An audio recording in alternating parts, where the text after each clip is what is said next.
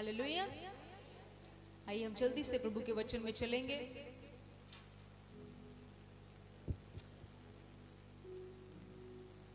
Thank you Jesus. आइए एक वचन पढ़े मेरे साथ। मती की इंजील, बुक ऑफ मैथ्यू, मती की इंजील उसका 7वां अध्याय उसकी 13वीं बाब पढ़ दीजिए। मती की इंजील 7वां अध्याय उसकी 13वीं बाब में क्या लिखा है? 13-14 दोनों धीरे धीरे पढ़ेंगे। सकेत फाटक से प्रवेश करो, क्योंकि चौड़ा है वह फाटक और सरल है वह मार्ग जो विनाश को पहुंचाता है, और बहुत से हैं जो उससे प्रवेश करते हैं। क्योंकि सकेत है वह फाटक और कठिन है वह मार्ग जो जीवन को पहुंचाता है, और थोड़े हैं जो उसे पाते हैं। हालेलुया। हालेलुया। आप सबने प्रभु के वचन को पढ़ा और सुना है कि प्रभु के वचन में क्या लिखा है। यहाँ पर 2 रास्तों की बात की गई है। एक रास्ते की बात है सकेत, जिसको हम इंग्लिश में बोलते हैं टाइट रास्ता, और एक बताया गया चौड़ा, जिसे हम बोलते हैं खुला हुआ रास्ता, ओपन वे। 2 रास्तों की बात की गई है। किसी ने इस तरह कहा है कि your decision will decide your destiny. आपका निर्णय जो आज आप लेते हैं वो ये तय करता है कि आप फ्यूचर में क्या होंगे। समझ रहे हो?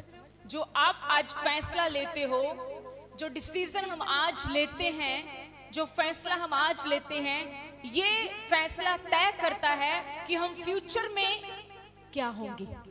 अगर एक व्यक्ति आज मेहनत नहीं कर रहा, किसी भी काम में लगा लो, चाहे आप अपने बिजनेस में लगा लो या किसी भी चीज में लगा लो, अगर हम मेहनत नहीं कर रहे तो हमारा फ्यूचर अच्छा नहीं होने वाला, हम सफल नहीं हो सकते। सफल होने के लिए हमें मेहनत करनी जरूरी है। आज जो हम फैसला लेंगे यही बताएगा कि हम कल कहां पर होंगे। कई बार कुछ लोग ये सोचते हैं कि अगर उन्होंने यीशु मसीह को ग्रहण कर लिया तो वो स्वर्ग में पहुंच जाएंगे। कई लोगों की ये सोच है। यहां पर आने से पहले हम लोगों ने आप लोगों के लिए यही दुआ की है कि प्रभु हमें भीड़े नहीं चाहिए, हमें ऐसे लोग दे जो तेरे वचन को प्रेम करने वाले हों। क्योंकि मैं आपको सच कहती हूं, चमत्कार पाने वाले लोग कभी स्थिर नहीं हो सकते, क्योंकि जब उनको चमत्कार नहीं मिलता शैतान के शिकंजे में आ जाते हैं। वो शैतान उनको पकड़ लेता है, उनको बोलता है तेरा हल नहीं हो रहा तो इधर इस रास्ते पे चल, उस रास्ते पे चल, और एक बार अगर आप शैतान के शिकंजे में आ गए तो आपका विनाश शुरू हो गया। पर हमारी ये प्रार्थना है कि प्रभु हमें जितने भी लोग आपने दिए हैं ये आपके वचन से प्रेम करने वाले हों, क्योंकि ये बड़ी बड़ी सच्चाई है कि जो व्यक्ति प्रभु के वचन से प्रेम करेगा उसके जीवन में चाहे जितने मर्जी तूफान आ जाएं, जितने मर्जी बुरे हालात आ जाएं, उसका घर कभी नहीं गिरेगा। अपने लिए रोज ये प्रार्थना किया करो, प्रभु मुझे चमत्कार नहीं चाहिए, मुझे तेरे वचन में बढ़ना है। ये मत बोला करो प्रभु मुझे ये दे वो दे, ये तो कभी भी नहीं खत्म होने वाला। कभी भी मांगना इंसान का खत्म नहीं होता। वो एक चीज मांगता है उसकी दूसरी डिमांड शुरू हो जाती है। सही है ना? जिनके पास घर आ गया उनको गाड़ी चाहिए, जिनके पास गाड़ी आ गई उनको 2 गाड़ियां चाहिए, जिनके पास 2 गाड़ियां आ गई अब उनको कहीं और फ्लैट चाहिए। ये रुकता नहीं है सिलसिला। इसीलिए प्रभु से क्या मांगना है? प्रभु से मांगना है कि प्रभु मुझे अपने वचन से प्रेम करने वाला बना। मैं सच कह रही हूं, प्लीज कलीसिया पर ध्यान दीजिए। अगर आप सिर्फ चमत्कारों को ढूंढेंगे, मेरे जीवन में ये मिरेकल हो जाए, ये मिरेकल हो जाए, तो मैं आपको सच कहती हूं आप स्वर्ग नहीं जा पाओगे, क्योंकि चमत्कार पाने वाला इंसान स्वर्ग को कभी जान ही नहीं पाया। उसके लिए स्वर्ग कुछ मायने नहीं रखता। मैं ये नहीं कह रही कि चमत्कार जरूरी नहीं है, जरूरी है, लेकिन जो व्यक्ति इसमें जड़ पकड़ गया उसके जीवन में हमेशा चमत्कार होता रहेगा। हम गलत चलते हैं, हमें बाइबल की स्ट्रेटजी अपनानी है, हमें बाइबल का रूल अपनाना है। बाइबल का रूल पता है क्या है? हम अपना रूल चलाते हैं। पता क्या हमारा रूल ये है? हम कहते हैं मुझे पहले चमत्कार चाहिए फिर प्रभु, पर बाइबल कहती है पहले प्रभु, पहले धर्म और उसके राज्य की खोज, फिर दुनिया की सारी चीजें तुझे मिलेंगी। पर हम कहते हैं मुझे पहले दुनिया की सारी चीजें फिर प्रभु देखेंगे। राइट? हम ऐसे चाहते हैं। हम चाहते हैं मुझे पहले मेरा काम हो, हम चाहते हैं पहले मुझे चंगाई मिले, हम चाहते हैं पहले मेरा घर बने, हम चाहते हैं पहले ऐसा हो वैसा हो। लेकिन परमेश्वर का वचन क्या चाहता है? इसीलिए तो प्रियजनों, जब थोड़ा सा तूफान उठता है हम गिर जाते हैं। थोड़ी सी प्रॉब्लम आई और किसी ने बोला इसको छोड़, उधर चल, और हम उसके पीछे चले जाते हैं। थोड़ी सी मुश्किल आई, क्यों हम इतनी थोड़ी सी मुश्किल से घबरा जाते हैं? पता है क्यों? क्योंकि आपने अपना घर जो है उसकी चट्टान प्रभु का वचन नहीं रखा। पढ़ा है प्रभु का वचन में लिखा है, जिसने बुद्धिमान व्यक्ति वो है जिसने अपना घर चट्टान पर बनाया। तो चट्टान है क्या? प्रभु का वचन। मुझे एक बात आपसे सुननी है, आप में से कितने ऐसे लोग हैं जो प्रभु को ये विश्वास दिलाते हैं? मैंने आपको बोला था प्रभु को विश्वास दिलाया करो। जो प्रभु को ये विश्वास दिलाते हैं कि प्रभु मुझे चमत्कार सेकंड नंबर पे चाहिए, पहले मुझे तेरा वचन चाहिए। आई नीड योर वर्ड, क्योंकि वचन में जीवन है। जिसको वचन मिल गया उसको जीवन मिल गया, और जीवन अर्थात स्वयं यीशु मसीह। हालेलुया। समझ रहे हैं आप? वचन के अंदर बड़ी सामर्थ है। और अब देखोगे आज मजबूत वही कलीसिया ठहरेगी, वही व्यक्ति चर्च में मजबूत ठहरेगा जिसका जीवन परमेश्वर के वचन में है। क्या उसको मुश्किलें नहीं आती? उसको भी आती हैं, लेकिन वो क्यों नहीं हिल रहा? वो क्यों इधर उधर नहीं भाग रहा? उसको पता है कि जिस परमेश्वर के वचन में मैंने जड़ पकड़ी है, ये मुझे गिरने नहीं देगा। उसको पता है इस वचन में इतनी सामर्थ है। तूफान आ सकते हैं, आंधी आ सकती है, लहरें आएंगी, पर ये सब मुझे गिरने नहीं देंगी, क्योंकि मेरी जो नींव है वो परमेश्वर के वचन में है। Amen. And you know what is the word? क्या है परमेश्वर का वचन? यीशु मसीह। कितनों का रिश्ता यीशु मसीह के साथ मजबूत है।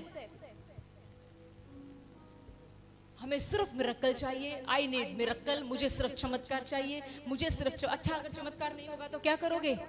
यीशु मसीह को छोड़ देंगे। तुम उसको क्या छोड़ोगे? हमारी इतनी औकात नहीं कि हम उसको छोड़ें। ये तो वो है, उसका अनुग्रह कि उसने हमें पकड़ा है। आज मैंने बहुत सारे लोगों को, मैं पिछले दिनों में मिली, वो बड़े घमंड से कहते हैं हमने यीशु मसीह को छोड़ दिया। पर मैं आज ये बताना चाहती हूँ सब लोगों को, कभी बस बात पे घमंड मत किया करें कि हमने यीशु मसीह को छोड़ दिया। हम थे क्या जो उसको पकड़ते? ये तो उसका अनुग्रह था, ये तो उसका फजल है कि उसने मुझे और आपको उस दलदल में पकड़ा जिस दलदल में हम धंसे हुए थे। ये तो उसका अनुग्रह है। हालेलुया। ये तो उसका अनुग्रह है। आमेन। अब आप देखो, आप डिसाइड करो, फैसला लो कि मुझे चमत्कार चाहिए कि मुझे उसका वचन चाहिए। You decide. आप डिसाइड करो। मैंने बोला आपका फैसला आपका डेस्टिनी तय करेगा। समझ रहे हो? आपका आज का फैसला ये तय करेगा कि आप फ्यूचर में कहां होंगे। आज जो लोग चमत्कारों के पीछे भाग रहे हैं कि सिर्फ हमें चमत्कार चाहिए, हमें यीशु मसीह के साथ और यीशु मसीह के वचन के साथ कोई लेना देना नहीं है, वचन के समय उनको नींद आती है। They are just searching the hand of pastor. वो सिर्फ पादरी का हाथ ढूंढते हैं कि पादरी हम पर हाथ रख दे, माफ कीजिएगा। ऐसे लोगों का स्वर्ग में कोई जगह नहीं है। किनकी जगह है स्वर्ग में? ਜਿਹੜੇ ਯਿਸੂ ਦੇ ਲਈ ਜੀਂਦੇ ਤੇ ਜਿਹੜੇ ਯਿਸੂ ਦੇ ਲਈ ਮਰਦੇ ਐ, ਉਹਨਾਂ ਦੀ ਜਗ੍ਹਾ स्वर्ग ਦੇ ਵਿੱਚ। हालेलुया। समझ रहे हैं? आज कलीसिया हम आपको उत्साहित कर रहे हैं। एंड टाइम्स में आप बहुत कुछ संसार में चल रहा है, वचन में जड़ पकड़ो प्लीज। इतनी जड़ पकड़ लो परमेश्वर के वचन में। मैं आपको विश्वास दिलाती हूँ, जो भी व्यक्ति आज इस शाम के समय, चाहे आप ऑनलाइन हैं, चाहे आप चर्च में बैठे हैं, इस वचन को सुन रहे हैं, कि अगर आपका जीवन परमेश्वर के वचन में जड़ पकड़ा हुआ, मैं कहती हूँ मृत्यु भी आपको हिला नहीं पाएगी। कोई हालात आपको हिला नहीं पाएगा। मजबूरन हालातों को आपसे डर कर भागना पड़ेगा। पर जिस व्यक्ति की जड़ इसमें ना हुई, उसका घर आज भी गिरा, कल भी गिरा। अब देखते हो कई लोग चर्च में नजर आते हैं, 1 हफ्ता, 2 हफ्ते, 3 हफ्ते, 5 हफ्ते, उसके बाद नजर नहीं आते। ये इसका क्या मतलब है? आपको पता है एक्चुअली में वो आए क्यों? They just came for the miracle. वो चमत्कार के लिए आए, और चमत्कार तो मेरी जेब में नहीं है। मेरी जेब तो है लेकिन इसमें चमत्कार नहीं है। मैं क्या बोलते हैं इसको, एक लिफाफा निकालूंगी और बोलूंगी ए इधर इधर, ए ले तू चमत्कार ले अपना। हालेलुया। मैंने इन दिनों में प्रभु के वचन के साथ स्टडी कर रही हूँ, और प्रभु ने मुझे ना एक बात बार बार दोहराई, सिर्फ एक बात प्रभु मुझे बार बार दोहरा रहा है, एक ही बात, मैं मन को परखता हूं, मैं मन को परखता हूं। अपने पड़ोसी को बोलो, वो मन को परखता है। आपका पड़ोसी कोई नहीं, इसको बोल दो, अगली को बोलो, वो मन को परखता है। हाल मैंने सच में बोला, मैं इन दिनों में जब बाइबल का अध्ययन कर रही हूँ तो परमेश्वर बार बार एक बात, मैं मन को परखता हूँ। आपको सच पता है वो मन को परखता है? क्या हम मन परखते हैं? हम परखते हैं? बोल दो, नहीं परखते, तभी तो लोग हमारे साथ धोखा कर जाते हैं, राइट?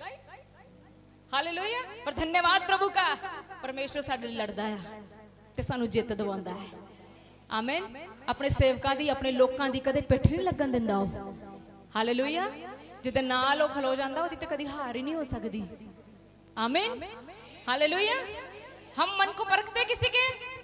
नो, बट बाइबल में ये परमेश्वर के बारे में लिखा है, मैं मन को, मैं दिल को परखते का मतलब पता क्या होता है?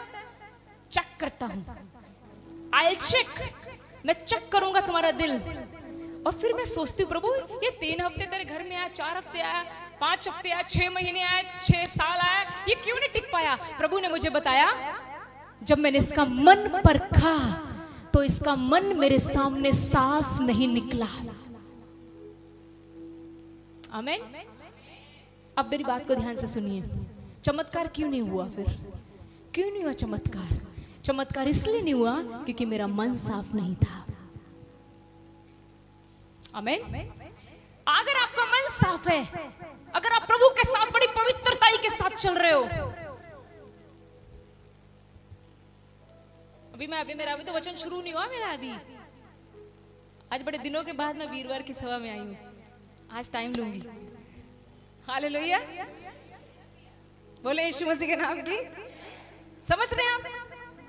वचन में जड़ पकड़नी है। कहां पकड़नी जड़? संसार में नहीं पकड़नी जड़, वचन में पकड़नी है। आमीन। आपका आज का फैसला चुनाव करेगा कि आप कल कहां होंगे। आपका आज का फैसला, अगर आपका फैसला आज ये है मैनू सिर्फ चमत्कार चाहिए, भावें मैनू पादरी दे छत ते जाके बहना पवे, ते पुत जी तुसी सिर्फ छत ते बह सकते हैं, स्वर्ग नहीं जा सकते। बट अगर आपका फैसला ये है कि मुझे प्रभु के वचन के अनुसार चलना है, चाहे कुछ भी हो जाए, मुझसे लिखवा के ले लो, आपकी एंट्री स्वर्ग में पहले नंबर पे होगी ऐसे व्यक्ति की। इसीलिए प्रभु ने कहा 2 रास्ते। कितने रास्ते? 3 रास्ते बोले। कितने रास्ते? संसार तक कहते बड़े राह ने, पर बाइबल दे विच राह इक्को ही आ, यीशु मसीह स्वर्ग जान दे लई। पर प्रभु कहता है फैसला लेने के लिए 2 रास्ते हैं। फैसले लेने के लिए कितने रास्ते हैं? सब बोलो कितने रास्ते हैं? एक रास्ता है टाइट, एक रास्ता है खुला। सारे बोलो एक रास्ता है, एक रास्ता है। सब बताओ कितने रास्ते हैं? 2। फैसला लेने के लिए 2 रास्ते हैं, एक रास्ता है टाइट, एक रास्ता है खुला। अब मुझे बताओ आप और मैं किस रास्ते से जाना पसंद करेंगे? अगर हम संसारिक बात करें तो खुले रास्ते से, खुले रास्ते से हम लोग निकलने की कोशिश करेंगे, क्योंकि खुला सबको पसंद है, राइट? एक ट्रेन है, 2 ट्रेनें लगी हुई हैं, दोनों ट्रेनें शताब्दी की हैं, और आपको दोनों ट्रेनों में टिकट नहीं देनी। एक ट्रेन में बहुत भीड़ है, एक ट्रेन में खुली खुली सीट है। टू बी ऑनेस्ट, बताओ किधर जाओगे? हाँ, प्रभु दे वचन से ईमानदार रहा करो। फिर किधर जाओगे? आप कहोगे इधर भीड़ बहुत है, इधर चलते, इधर खाली है, हमें कौन सा इधर भी किराया देना है? संसार जो है वो पूरी कोशिश करता है कि मुझे चौड़े रास्ते से निकलना पड़े, पर परमेश्वर ने एक बात बताई है अपनी बाइबल में कि जो 2 रास्ते, एक है टाइट, सब बोलो कौन सा रास्ता है? एक है चौड़ा। परमेश्वर का वचन क्या कहता है? जो टाइट रास्ता है उसके बारे में खुदावंद मुकद्दस कलाम कहता है, जो टाइट रास्ता है, बाइबल कहती है, नहीं सॉरी, मैं पहले खुले रास्ते के बारे में बताती हूँ। कहते जो रास्ता खुला है वह आसान है, वो बहुत क्या है? अच्छा मुझे बात बताओ, आपको आसान चाहिए कि मुश्किल? देखें, चाहिए ना आसानी से। सिस्टर जी मुझे ये बरकत आसानी से मिल जाए। अगर आज खुदाबंद आपको बोले, और ये बोल खुदाबंद ही रहा है, मैंने हमेशा आपको कहा है वो अपने वायदों का, जो उसने अपनी बाइबल में कह दिया वो पलटेगा, पलटेगा वो तो आपकी और मेरी बात पलट सकता है। आपकी और मेरी बात वो शायद ना माने, लेकिन अपनी बात वो जरूर मानता है। उस प्रभु ने कहा जहां 2 या 3 मेरे नाम से पूरा करो वहां पर मैं, इट मींस वो यहाँ मौजूद है। वो संडे को भी मौजूद नहीं होता, वो थर्सडे को भी मौजूद होता है। आमीन, हालेलुया। यहाँ पर रोज सुबह प्रेयर होती है, वो तब भी मौजूद होता है। आमीन, हालेलुया। तो प्रभु यहाँ पर मौजूद है। प्रभु यहाँ पर लिखा, परमेश्वर के कलाम में लिखा है, जो रास्ता चौड़ा है वो बड़ा आसान रास्ता है, सरल है, आसान है। और फिर एक बात लिखा लेकिन वो रास्ता मनुष्य को विनाश की ओर ले जाता है। कहां ले जाता है बोलो? विनाश की ओर ले जाता है। और लिखा है बहुत से हैं जो उसमें प्रवेश करते हैं। कितने? सारे बोलो, कितने बोला है? बहुत ज्यादा लोग हैं जो कौन से रास्ते से जाना पसंद कर रहे हैं। और ये बात दुनियावी लोगों की नहीं हो रही, ये बात मैं क्रिश्चियन लोगों की कर रही हूँ, मसीह लोगों की बात कर रही हूँ। आज मसीह लोग भी कंफर्ट में आ गए हैं। आज मसीह व्यक्ति कहता है सारा पादरी बोझ उठाए, मेरा सारा बोझ मेरा पादरी उठाए। पादरी का कौन उठाए? हाँ, सारी बंदूक पादरी के सिर पे, बॉम्ब पादरी के सिर से फोड़ते हैं। खुद कुछ नहीं करना, no prayer, no word of God. तो मैं आपको सच बताऊं, पादरी घुटनों पर बैठा है, उसके घर के चारों तरफ खुदावंद के दूत खड़े हैं। पर अगर आप खुद कुछ नहीं कर रहे तो आप खतरे में हैं। टीचर अपने बच्चे को सिखा सकता है कि 12 का पहाड़ा कैसे लिखते हैं, लेकिन एग्जाम में जाकर टीचर लिख नहीं सकता। आपका गुरु, आपका आत्मिक गुरु आपको सिखा सकता है युद्ध कैसे जीता जा सकता है, लेकिन युद्ध आपको खुद लड़ना है। राइट? हालेलुया। और बहुत सारे लोग हैं, क्रिश्चियन की बात कर रही हूं मैं, जो चौड़े रास्ते से जाना चाहते हैं। वो चाहते हैं मुझे आसान सा बताओ। आसान तो ये है, आप इधर चले जाओ, उधर जाके ऐसे करवा लो, काम हो जाएगा। कुछ नहीं होगा। शायद तुम्हारा काम हो जाए, लेकिन तुम्हारा अंत में जो जीवन है वो विनाश में चला जाएगा। आज अपने जीवन के बारे में सोचो, जीवन के बारे में। इसको बचाना है, इसको बचाना, अपनी आत्मा को बचाना है। और बहुत सारे लोग किस रास्ते से जाना पसंद कर रहे हैं? चौड़े। और दूसरा रास्ता कौन सा है? टाइट। अब टाइट रास्ते से बाइबल कहती है, टाइट रास्ते के बारे में क्या लिखा है? सकेत रास्ते से बाइबल कहती है, पहली लाइन लिखा है सकेत रास्ते से प्रवेश करो। पहली बात बाइबल कह रही है सकेत, कौन से रास्ते से जाओ? प्रभु ने कहा यहाँ पर खुले रास्ते से जाओ। कहा प्रभु ने कौन से रास्ते से जाने के लिए कहा है? बोलो टाइट। तुम्हें सकेत समझ नहीं आएगा, बोलो टाइट। कौन से रास्ते से? पर हम किधर से जाते हैं? महीने चेक करी चल जाएंगे चर्च, कुछ नहीं होता ना भी गए चर्च ते। वो तो तू आज कहना कुछ नहीं होता, कुछ नहीं होता। जितन बहुत कुछ हो गया उस दिन बहुत कुछ हो जाना है। कुछ नहीं होता, कुछ नहीं होता। अगले हफ्ते कुछ नहीं होता। जिंदे चल शादी में जाना है, कुछ नहीं होता। ब्रदर चल शादी, कुछ नहीं होता है। भाई पढ़कर देखो परमेश्वर का वचन, बहुत कुछ होता है।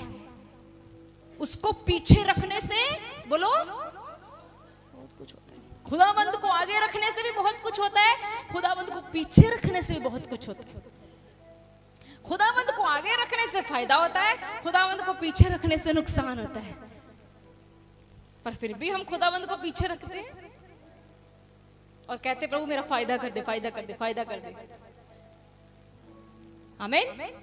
यहां पर लिखा टाइट रास्ता है। क्या लिखा? टाइट रास्ता, सॉरी सकेत रास्ता है। टाइट रास्ता लिखा। प्रभु ने कहा टाइट रास्ते से एंट्री लो, टाइट रास्ते से जाओ। लिखा है उसके बारे में, टाइट रास्ते के बारे में लिखा है, कहते हैं ये रास्ता कठिन है। ये रास्ता क्या है? पर ये रास्ता तुम्हें जिंदगी दे देगा। ये रास्ता तुम्हें क्या दे देगा? और फिर आगे लिखा है, आगे लिखा है थोड़े हैं जो इस रास्ते से जाते हैं। कितने हैं? ज्यादा किधर जा रहे हैं? और किन की बात कर रहा है वचन? मसीह लोगों की। असि सोचते हैं आ वचन तो मेरे गुआंढी ने लिखा है और मैं तो टाइट रास्ते से निकल रहा हूं। मैं बताती हूं आपको, मैं इसका प्रकाशन लेकर आई हूं प्रभु यीशु मसीह से। प्रभु कहता है ये मसीहों के लिए। आज बहुत सारे मसीह टाइट रास्ते को छोड़कर खुले रास्ते से निकल रहे हैं। तो क्या है खुला रास्ता? कोई प्रार्थना नहीं, कोई खुदाबंद के साथ रिश्ता नहीं, कोई वचन नहीं, कोई बंदगी नहीं, अपनी मर्जी का जीवन। ये है खुला रास्ता।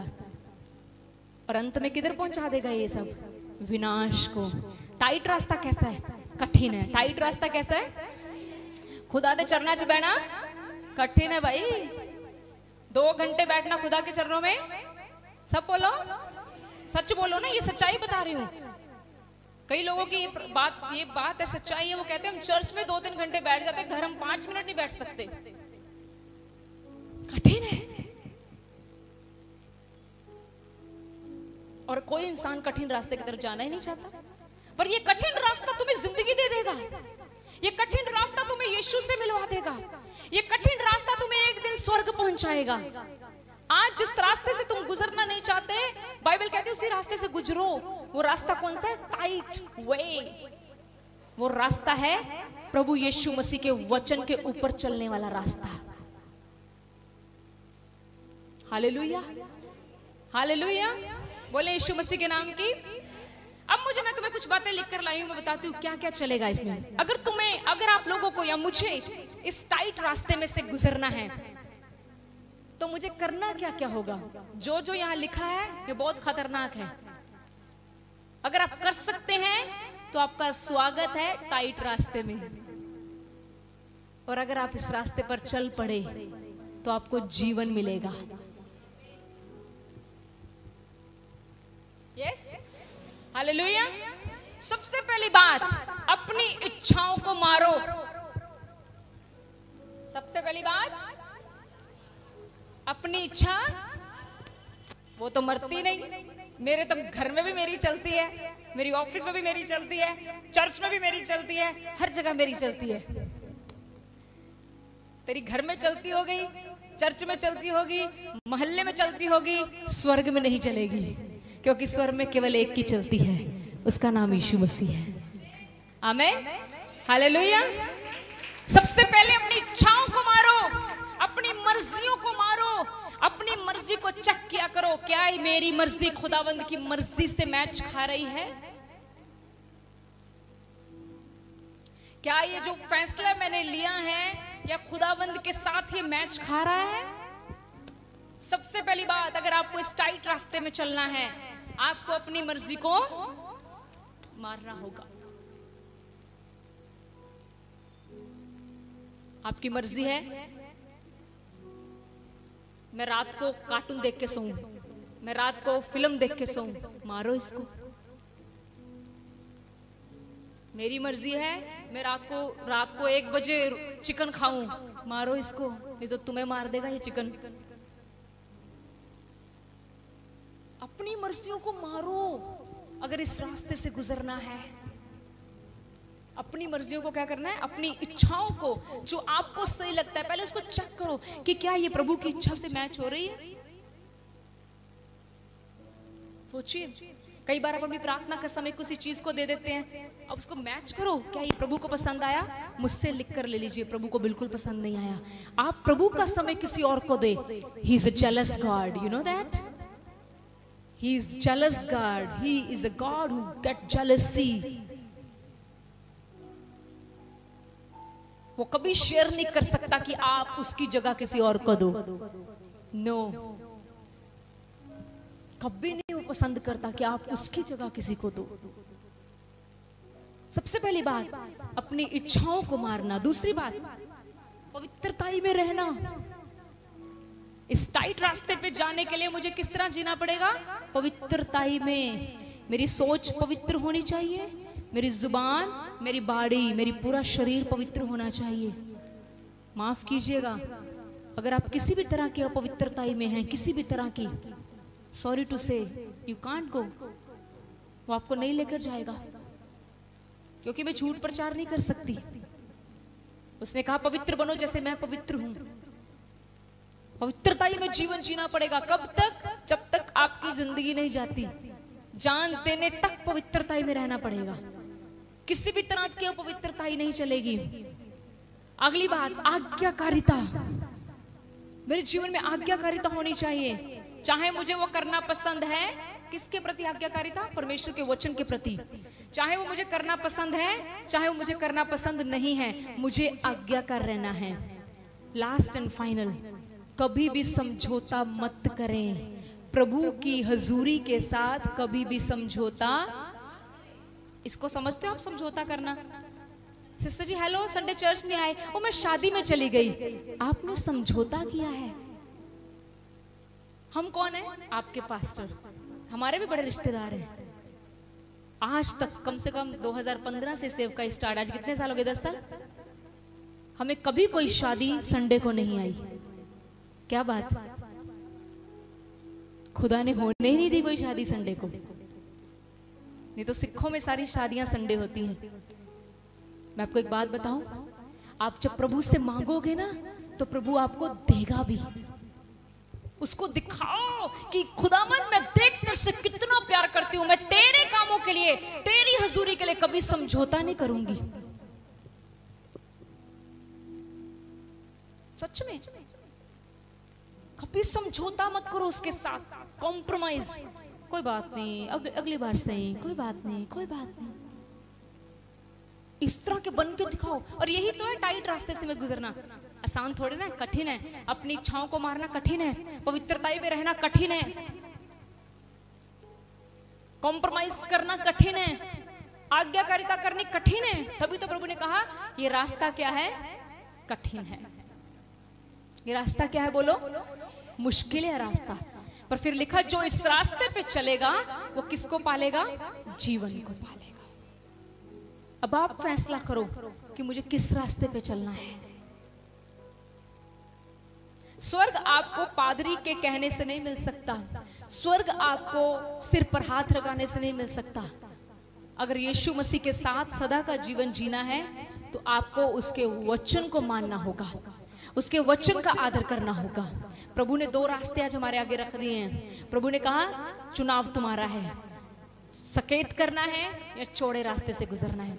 चौड़े रास्ते से गुजरना है या टाइट रास्ते से गुजरना है, फैसला हमारा रहेगा। क्योंकि प्रभु ने कभी जबरदस्ती नहीं की, लेकिन प्रभु ने इतना बता दिया ताकि हम में से कल को कोई प्रभु को कहे ना प्रभु मेरे साथ ऐसा क्यों हुआ। प्रभु ने कह दिया कि जो रास्ता टाइट है, मुश्किलें आएंगी इस रास्ते पे चलते हुए, तेरे को खुद की इच्छाएं त्यागनी पड़ेंगी, लेकिन याद रखिए ये रास्ता तेरे को जीवन दे देगा। लेकिन अगर तू चौड़े रास्ते से गुजरना चाहता है, तेरे को कोई मुश्किल नहीं आएगी। स्टार्टिंग में नहीं आएगी, पर अंत में शैतान ऐसे चपेड़े मारता है, ऐसी चपेड़े मारता है, इंसान को कहीं पानी पीने रहने नहीं देता वो। मैं सच बोल रही हूं।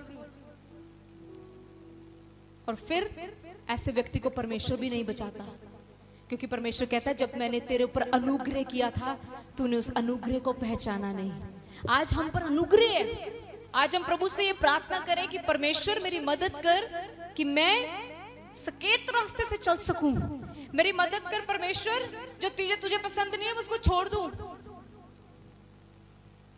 सिर्फ गाने से नहीं मैं तुझको पसंद आऊं मत, ये गाना गा के बैठ जाने का मतलब नहीं है। ये गाना जो हम गाते हैं ये हमारी जिंदगी का एक प्रार्थना निवेदन होना चाहिए कि प्रभु मैं आपको पसंद आ जाऊं, मेरे काम आपको पसंद आ जाएं और मेरी मदद करो कि मैं इस टाइट रास्ते से गुजर सकूं। आमीन, हालेलुया। कौन से रास्ते से गुजरना है? टाइट रास्ते से। और जब हम इस रास्ते से गुजरेंगे अंत में हमें क्या मिल जाएगा? जीवन मिल जाएगा। और वो जीवन सदा का जीवन होगा यीशु मसीह के साथ। आमीन, हालेलुया।